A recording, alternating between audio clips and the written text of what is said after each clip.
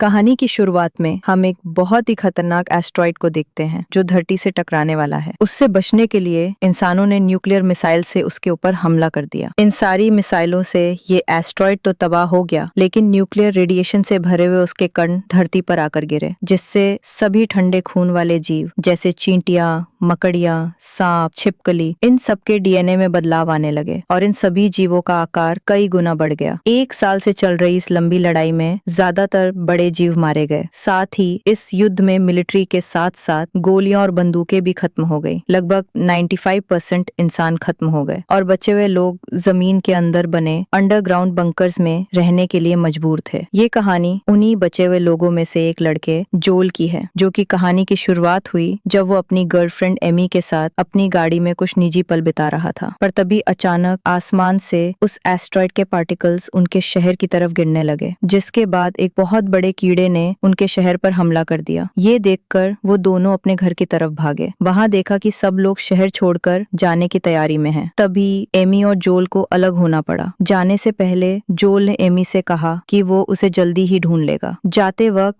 रास्ते में जोल का परिवार इन जीवों के हमले में फंस गया। जोल तो गाड़ी से निकल गया, लेकिन उसके माँ बाप अंदर ही फंसे रह गए। अपने आखिरी लम्हों में जोल की माँ ने उससे भागने को कहा। ना चाहते हुए भी जोल जैसे ही वहां से आगे गया, एक विशालकाय जीव ने उनकी गाड़ी पर पैर रख दिया। अपने माँ बाप को अपनी आंखों के सामने मरता देख जोल सुन रह गया। आसपास के लोगों ने जोल को पकड़कर वहां से ले जाने के लिए गाड़ी में बैठाया, लेकिन जोल इस हादसे से उबर नहीं पाया। इस हादसे को अब 7 साल बीत चुके हैं। जोल अब उन्हीं लोगों के साथ है जिन्होंने उसकी जान बचाई थी। इस बंकर में सभी अपने अपने पार्टनर्स के साथ रहते हैं, सिवाय जोल के, जो अभी भी अपने माँ बाप के हादसे से उभर नहीं पाया था और उसकी घबराहट के चलते उसे बाहर नहीं भेजा जाता था। और तब से उसके अंदर एक घबराहट बैठ गई थी। जैसे ही वो इन जीवों को देखता, वो सुन रह जाता। उसका शरीर जैसे पत्थर बन जाता और इसलिए वो सिर्फ बंकर के अंदर ही काम करता। खाना बनाना, सफाई करना, और यही उसकी जिंदगी बन गई थी। एक दिन एक बहुत बड़ी चींटी बंकर के अंदर घुस आई। ग्रुप के सारे आदमी लड़ने के लिए तैयार हो गए। जोल भी इस लड़ाई का हिस्सा बनना चाहता था, लेकिन बाकी सबने उसे मना कर दिया। अब 4 लोगों का एक ग्रुप इस चींटी को मारने गया और बाकी लोग थर्मल कैमरे पर ये लड़ाई देखने लगे। तभी चींटी ने उनमें से एक को पकड़ लिया।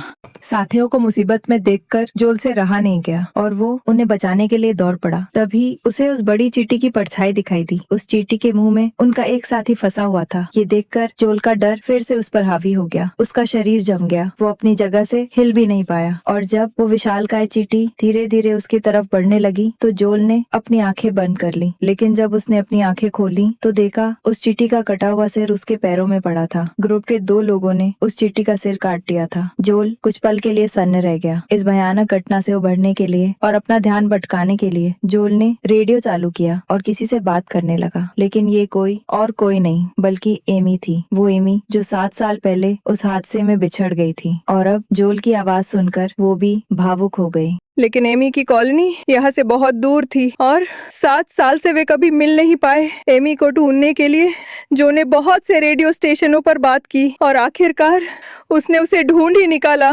दोनों बहुत खुश थे एक दूसरे से बातें करके, लेकिन अचानक से रेडियो बंद हो गया। आज मौत का सामना करके जो थोड़ा परेशान था, वो अब अपनी जिंदगी इस बंकर में बैठकर सिर्फ अपनी मौत का इंतजार नहीं करना चाहता था। जोल ने अपने साथियों से पूछा, एमी की कॉलोनी कितनी दूर है? उन्होंने कहा, पश्चिम दिशा में 140 किलोमीटर दूर एक बीच के पास। जोल ने कहा, मैं वहां जाना चाहता हूँ। साथियों ने समझाया, कम से कम 7 दिन लगेंगे वहां पहुंचने में, और ऊपर की दुनिया में कोई ट्रेनिंग के बिना इंसान 3-4 दिन भी नहीं टिक सकता। तू तो 1 घंटे में मर जाएगा बेटा। लेकिन जोल ने मन बना लिया था, या तो वो एमी से मिलेगा या फिर कोशिश करते हुए जान दे देगा। उसे कहीं ना कहीं लगता था कि वो इस बंकर में इन लोगों के साथ रहने लायक नहीं है, लेकिन सच्चाई ये थी कि उसके दोस्त उससे बहुत प्यार करते थे। उन्होंने जो की मदद के लिए एक मैप भी बना दिया। अब जोल इतने सालों बाद पहली बार कॉलोनी से बाहर निकला। एमी की कॉलोनी पश्चिम दिशा में थी, लेकिन पश्चिम दिशा कौन सी है बिना समझे जो आगे बढ़ गया। कुछ ही दूर चला था कि उसे किसी बड़े जीव की आवाज सुनाई दी। वो भागकर पास के एक घर में छिप गया, लेकिन वहाँ के तालाब में पहले से एक बड़ा सा मेंढक मौजूद था। इस जीव को देखते ही जो फिर से जम गया। तभी मेंढक ने अपनी लंबी जीभ से जो पर हमला किया। उसी वक्त किसी ने जो को धक्का देकर वहाँ से हटा दिया। ये कोई और नहीं बल्कि एक कुत्ता था। मेंढक ने दोबारा हमला किया और इस बार उसने जो की टांग पकड़ ली, लेकिन कुत्ते ने उसकी जीभ पर काट लिया।